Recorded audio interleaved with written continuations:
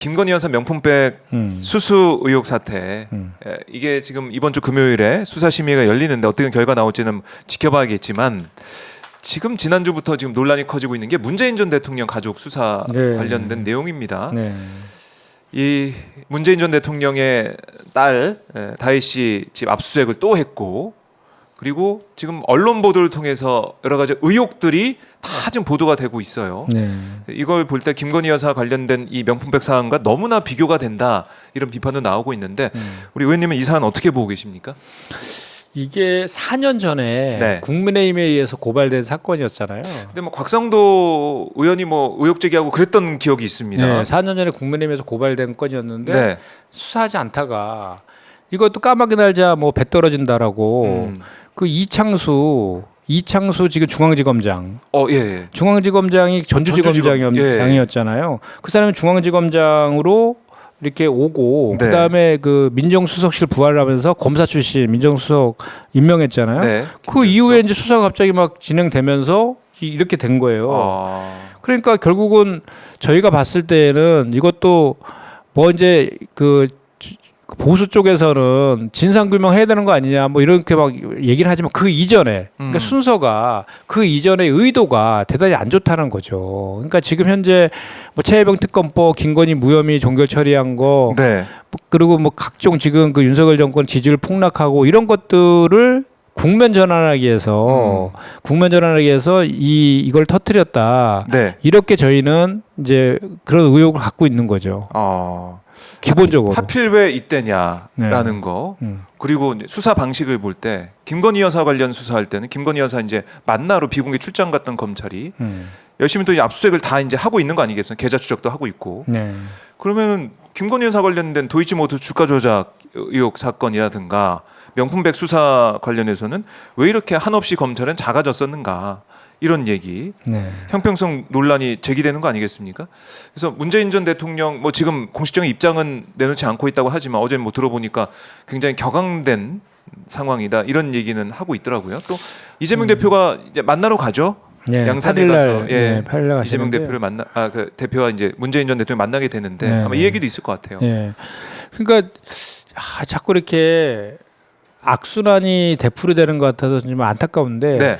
우리가 노무현 전 대통령 서거하실 때 그 논두렁 시계 지금도 기억하잖아요. 그거에 지금 또 재판되는 거 아니냐라는 되게 우려가 좀 생기는데 이게 지금 그 출가한 딸의 그 사이에 관련된 문제인데 이거를 제3자 뇌물도 아니고 직접 이제 뇌물 받았다. 그렇죠. 뭐 이런 식으로 하더라고요. 그러니까 결국 이거잖아요. 이상직 전 의원을 중진공 이사장 시키면서 그 사의를 그 타 이사 제시라는 곳에 취업시켜서 급여를 받게 한 거예요. 급여를 받게 한 것이 뇌물이다. 문재인 대통령에 대한 뇌물죄다라는 거잖아요. 그러니까 문재인 전 대통령이 원래 이제 생활비 이런 걸 주다가 사위 취직한 다음에 끊었으니까 그러니까 딸과의 경제 공동체, 딸과 사이가 부부간이니까 경제 공동체고 이 경제 공동체고 이 경제 공동체가 성립돼야지 요게 지금 뇌물죄가 성립되는 거잖아요. 원래는 제3자 뇌물로 엮으려고 하다가 제3자 뇌물은 부정한 청탁이 있어야 되는데 그런 거를 이제 그거는 확인하기 어려우니까 그거 빼고 이제 뇌물죄로 직접 간 거잖아요. 그럼 부부간에 그 부부고 딸이고 아빠와 딸이고 이 관계가 경제 공동체다 이렇게 지금 엮으려고 하는 건데 그렇게 따지면 김건희와 윤석열 대통령은 부부 아닙니까? 훨씬 더 경제 공동체 심하고 뭐 이런 그러니까 너무 불공평하다는 거죠. 형평성이 없고. 그리고 정말 그 4년 전에 있었던 걸 캐비넷에 있는 거 끄집어내서 이렇게까지 해야 되나 정말 그런 생각이 안 들 수가 없어요. 그래서 뭐 이재명 대표도 정치 보복이다라고 바로 즉각적으로 입장을 또 냈더라고요. 만약에 이제 문재인 전 대통령 수사가 진척에 해서 문 전 대통령이 뭐 검찰 포토라인에 서게 된다, 직접적인 수사를 받게 된다. 물론 이제 뭐 성역이 없죠. 여러 가지 의혹에 대해서 수사에는 성역이 없지만 만약에 그런 사태까지 가게 된다. 향후 전국이 어떻게 될까요? 어떻게 좀 전망하십니까? 그러니까 그게 지금 윤석열 정부에서 노리는 노림수 아닌가라는 생각이 드는 거죠. 지금 온통 지금 그 언론이라든지 방송에서 이걸 도배하고 있잖아요. 문재인 전 대통령 수사 관련된 거로 도배하고 있어요. 그리고 내일 모레 6일날 수사심의위원회 열리잖아요. 김건희 명품백 수 관련해서. 하필 딱 이때. 그건 아예 지금 다 잊혀졌어요. 벌써. 최혜병 특검법 다 어떻게 됐습니까 지금. 의료대란도 지금 이거에 묻혀가지고 정작 중요한 것들이 다 묻히고 있는 이게 지금 이거를 노리는 거 아니냐라고 저희는 생각하는 거예요. 정치 보복이죠 이게. 그렇네요. 그게 뭐 이렇게 사실 그게 범죄가 되느냐 안 되느냐 이건 둘째 차치하고 그 앞단의 의도가 그렇다는 거죠. 그리고 또 오늘인가요? 어제 보니까 또 5천만 원 입금한 거를 또 느닷없이 그 사건과 관계도 없는 걸 또 하나 또 얹어가지고 또 막 또 터뜨렸더라고요. 그러니까 이 의혹들이 계속 이제 보도가 되면서 언급하신 것처럼 뭐 종편이나 이런 곳에서는 하루 종일 얘기하는 거 아니겠습니까? 이 아이템으로 해서 저희도 이제 이거 다룰 수밖에 없는 상황이 됐고. 그러니까 조국 대표가 그런 얘기하더라고요. 저기 문재인 전 대통령에 대한 그 수사의 100분의 1만이라도 김건희 윤석열에 대해서 수사하라고. 그러니까 이런 뭐 이재명 대표도 대선에서 진 다음부터 뭐 300회가 넘는 압수수색 당하고 있잖아요. 지금 또 뭐 계속 뭐 통장 뭐 통신 검열 뭐 다 지금 저 당하고 있는 그런 상황 아닙니까? 네. 그리고 재판도 계속 이제 받아야 되고. 해도 너무하는 것 같아요. 그러니까 이 사법적인 문제에 있어서는 국민들이 너무나 이게 이게 그거야말로 편파적인 거 아니냐 이런 말씀하실 것 같은데 민주당이 여기에 대해서 뭐 대응을 어떻게 하느냐 또 이재명 대표와 문재인 전 대통령이 만난 다음에 또 기류가 어떻게 바뀌고 흘러가느냐. 그래서 어제 우리 최고위에서 또 얘기했지만 이 관련된 대책기구를 만들기로 했고요. 한준호 최고위원이 아마 거기 맡아서 이 사안에 있어서요. 지금 이제 만들고 이제 바로 만들어질 것 같습니다. 어제 만들기로 이제 발표를 했으니까 원래는 그 전에도 검독이 검찰 독재 탄압 대책위 안에 전 정부에 대한 팀이 있었는데 그걸 이제 확대 개편하는 거죠. 네, 알겠습니다. 자, 오늘도 우리 김현정 의원과 함께 모든 현안을 다 쭉 다 정리를 해봤는데 화요일 이 시간만 되면은 쭉 정리가 되는 것 같아요. 제가 봤을 때는 의원님이 워낙에 다 설명을 하나하나 세심하게 해주셔가지고 저도 이렇게 매주 이렇게 방송하면서 한 줄을 정리하는 것 같아 좋아요. 네. 그래도 지금 국민들이 너무나 이제 답답해하고 계시고 너무 지금 화가 나는데 뭐 그런 것 같아요. 이게 이렇게 잘못되고 뭐 고쳐야 될 게 많은데 따로 뭐 돌파구 안 보인다는 겁니다. 그렇죠. 이게 당장 뭐 3년 너무 길다 이런 구호가 나왔을 정도로 총선 때 너무나 힘든데. 경제도 힘들고 민생도 어렵고 의료 대란까지 벌어지면서 아프면 안 된다 이런 생각까지 할 정도로 왔는데 돌파구가 안 보인다는 거예요, 의원님. 어떤 말씀 좀 해주시겠습니까? 그러니까 어쨌든 간에 이 전국을 헤쳐나가야 되는데 윤석열 그 정권에서 지금 뭐 야당뿐만 아니라 여당과의 관계도 지금 대단히 안 좋게 치닫고 있는 이런 상황이어서 대단히 큰 우려가 있어요. 근데 그럼에도 불구하고 결국은 정치는 국민들을 보고 하는 것이기 때문에 최종적으로는 국민들이 심판하는 거잖아요. 그래서 우리가 이제 수권 정당으로서 제일 야당으로서 정말 지금 정말 열심히 하고 있거든요.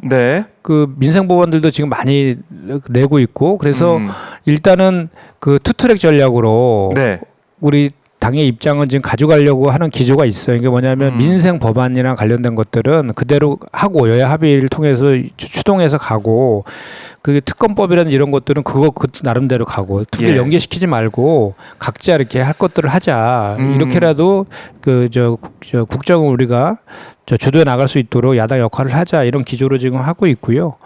그리고 이제 그 윤석열 정권 같은 경우도 정말 국민 무서운 걸 알아야 됩니다. 알아야 되는데 모른 척 하는 것 같은데. 근데 이제 지금 이제 저기 갤럽에서 23%고 리얼미터도 29%대로 떨어졌어요. 20%대예요. 그러면 지금 공무원들이 일을 안 하고 있다고 하지 않습니까? 10%대로 떨어지면 심리적 탄핵 데드라인이 10%대라고 하지 않습니까? 23%에서 몇 프로 안 남았거든요. 그런데 지금처럼 그 의료 대란 이런 것도 인식을 이렇게 갖고 있고 또 앞으로도 계속 이런 식으로 한다고 그러면 그 선이 마의 그 10%대가 안 깨지라는 법이 없거든요. 그렇게 되면 우리 성난 국민들의 민심이 폭발적으로 폭발할 거예요. 그러면 정말 그 그런 거 대비해서 아까 우리가 저 합리적 의심하고 있는 계엄령 그런 얘기가 지금 나오고 있는 거 아닙니까? 그런 얘기 다 연결이 돼 있네요. 네, 이게 두기 지금 이렇게 서서히 처음에는 이렇게 세다가 한꺼번에 팍 두기 제방이 터지면서 이렇게 막 넘쳐나는 거 아닙니까? 그런 저 지경까지도 지금 걱정하는 지경이 국민들이 걱정하는 지경까지 와 있다라는 거에 대해서 네. 정말 엄중하게 느껴야 됩니다. 그리고 여당도 한동훈 대표도 자꾸 자기 정치하지 말고 정말 국민들을 위해서 정말로 저기 정부한테 윤석열 정부한테 할 말은 해야 됩니다. 참 그래요. 참 답답하고 좀 여러 가지로 심란한데요. 그래도 저희가 함께 국민들을 믿고 또 우리 김현정 의원을 믿고 네. 힘을 냈으면 좋겠습니다. 아니 제가 사실 며칠 전에 최재형 목사 등하고 저기 시민단체와 같이 기자회견을 했었거든요. 네. 수사심의위원회 좀 전에 말씀하신 것 때문에 6일날 여는데 최재형 목사도 같은 저거잖아요. 저기 뇌물 준 사람이잖아요. 그렇죠. 본인이. 근데 본인은 안 불렀다는 거잖아요. 그러니까 검찰 수사자연 보고 하겠다는 거잖아요. 그렇죠? 그러니까 본인은 안 부르고 김건희 여사만 수사심의위원회 해보겠다는 거잖아요. 그래서 본인이 신청했대잖아. 그래서 9일날 수사심의위원회 올릴지 말지를 9일날 결정한다는 거예요. 당연히 안 하겠죠. 안 하겠죠. 그리고 6일날 열릴 수사심의위원회도 그동안에 이원석 총장의 발언이나 한동훈 대표의 발언이나 또 저기 신무정 검찰총장 후보자 또 명품백 수사에서 묵묵부답이거든요 지금. 그러니까 결국은 면죄부 주려는 형식적 절차 아니냐 이런 또 의혹이 지금 또 덧붙여져 있잖아요. 그리고 이제 이런 것들이 결국은 김건희 여사 살아있는 권력에 대해서는 특검을 해야 된다라는 그런 명분들이 쌓이고 있는 것인데 이런 것들 지금 제가 좀 전에 말씀드린 연장선상입니다. 지금 민생은 완전히 파탄 나 있죠. 경제 폭망되어 있죠. 국민들의 삶은 정말 벼랑 끝으로 내몰려서 백척간투로 내몰려서 아우성치고 있어요. 아우성치고 있는데 이 윤석열 정부는 각종 무슨 의혹으로 인해서 특검법을 발의되고 있고 이런 상황. 거기다가 계엄령 의혹까지 지금 나와 있는 이 지경까지 와 있는 게 지금 대한민국의 현 상황이란 말이죠. 그럼 이거에 대해서 정말로 일말의 양심이라도 있고 국민을 위한 마음이 조금이라도 있다라고 하면 정말로 사과하고 반성하고 잘하겠다 이렇게 가고 여야 간에 같이 협치해서 가자 이렇게 지금 나와도 모자랄 판입니다. 근데 너무 지금 안타까워요. 네, 알겠습니다. 전혀 이제 국민들의 목소리를 듣지 않고 있는 상황이기 때문에 안타깝고 답답한 현실인데요. 그래도 국민을 믿고 우리 대한민국 역사를 믿고 앞으로 한 걸음 한 걸음 나가야 될 것 같습니다. 제가 이제 사실 여기 화요일마다 방송할 때 보면 쭉 이제 한 주 동안에 정치적 이슈들을 쭉 얘기하고 제가 이제 정무이니까 정무 양권을 하나씩 항상 이렇게 다루려고 준비를 하는데 항상 한 번도 못 다뤘어. 시간이 앞에 얘기하다 보면은 금방 지나가 버려요. 금방 지나가서 할 얘기가 너무 많습니다. 제가 이거 한 가지만 요거는 오늘은 좀 해야 될 것 같아서 한 말씀 하시고 가시죠. 이게 최근에 제가 두산 바켓 방지법 발의한 거 이제 그 전에 방송에 나와서 한번 얘기한 적이 있었어요. 이게 이제 최대주주나 대주주들이 그러니까 이제 재벌의 일가들이죠. 특수관계인데 일가들의 경영 승계라든지 회사에 대한 지배력을 높이기 위해서 이제 합병이라는 꼼수를 많이 쓰는데 그때 이제 소액 주주들한테 피해 줄 방식으로 많이 해왔거든요. 제일모직, 삼성물산 그게 제일 대표적인 거잖아요. 지금도 소송 중이거든요. 그런데 그런 것들을 두산에서 추진하다가 제동이 걸린 거예요. 제가 두산 밖에 방지법도 발의를 하고 제가 금융위원장하고 금감원장한테 현안 질의를 통해서 이 문제에 대해서 지적을 했었거든요. 그래서 합병을 하기 위해서 증권 신고서를 금감원에 내 가지고 금감원에서 그걸 승인해 줘야 되는데 금감원에서 저의 지적 이후에 내용을 꼼꼼히 살펴보고 증권 신고서를 계속 반려를 시켰어요. 계속 정정 요구를 했다고. 소액 주주들한테 피해 주면 안 된다라는 그런 경고를 하면서 그랬더니 합병을 철회했어요. 두산에서. 의원님이 질의하셔서 그런 거 아닙니까? 그러니까 저는 그래서 그거에 대한 보람을 느끼는데 합병을 철회했어요. 이게 그렇게 기업의 지배 구조를 불투명하게 재벌의 일가들을 이익을 위해서 이렇게 하는 방식. 이런 불투명한 지배 구조 때문에 우리나라 주식 시장이 신뢰를 못 받고 외국인들이 떠나고 그럼요. 이런 원인이거든요. 그래서 비판 많이 했죠, 이번에. 이런 거를 바로잡기, 이런 거를 자본시장을 살리겠다 해서 윤석열 정부에서 자본시장 밸류업을 하겠다라고 하고 좀 추진 중에 있잖아요. 그런데 앞뒤가 안 맞네요, 그게. 정작 중요한 이런 것들은 안 하고 느닷없이 금투세 얘기 꺼내가지고 금투세는 자본시장 밸류업과는 상관이 없는 거거든요. 그래서 우리 이재명 대표가 그 회담에서 그랬잖아요. 네. 비정상적인 거를 비정상으로 이거를 고치려고 하니까 더 큰 문제가 생기다. 그러니까 금투세에 대한 논의는 충분히 할 수 있어요. 금투세를 도입함으로 해서 제기되는 문제들에 대해서는 네. 충분히 논의하고 토론해서 뭐 유예할 수도 있고 더 아주 그냥 그 대안들을 만들어 가지고 그런 피해들이 없게끔 하고 시행하고 뭐 이런 여러 가지 방법들이 있죠. 그건 논의할 수 있다고 치는데 지금 현재 이 윤석열 정부에서 자본시장 밸류업을 하겠다라고 하면서 접근하는 그 방식들에 있어서는 그 본질을 저기 치고 들어가야 되는데 그래서 이재명 대표가 금투세 문제와 관련해서 이렇게 얘기한 거죠. 그 궁극적인 그 코리아 부스트업이라죠. 우리 민주당은 저쪽은 자본시장 밸류업이라는데 네. 자본시장 밸류업을 할 수 있는 종합적인 정책과 같이 논의하자. 이렇게 얘기한 게 그 맥락이에요. 일본이 10년 전부터 자본시장 밸류업 정책을 펼쳤었는데 네. 자본시장 밸류업의 핵심은 그런 투명한 지배구조를 만드는 거거든요. 투명한 지배구조. 그러게요. 지금 얼마 전에 우리은행에서 그 우리금융지주 전 손태승 전 회장 때의 불법 대출 때문에 금감원에서 이제 저 특별감사도 들어가 있고 검찰에서 이제 수사도 들어가 있는 그런 상황이거든요. 네. 그 전에 우리나라의 그 저 금융지주 회사 가 4개가 있는데 그 회장들이 장기 집권을 했어요. 소위 셀프 연임이라는 걸 통해 가지고 그 연임은 필수, 3선은 뭐 선택 막 이런 말이 나올 정도로 3선 4선씩 했다고요. 예. 그렇게 하다 보니까 제왕적 권력이 되는 거고 제왕적 권력이 되기 때문에 그 친인척에 대한 불법 대출 같은 게 발생했다. 이렇게 연결될 수 있는 거거든요. 그런데 그것이 결국은 지배구조의 문제였던 거예요. 그것도. 네. 그러니까 회장을 뽑는 지배구조, 회장을 뽑는 그 방식이 회장이 자기가 선출한 사회이사, 자기가 임명을 해 사회이사, 그 사회이사들이 회추위에 이원으로 들어와서 자기를 뽑아요. 그게 셀프 연임이라 그랬거든. 예.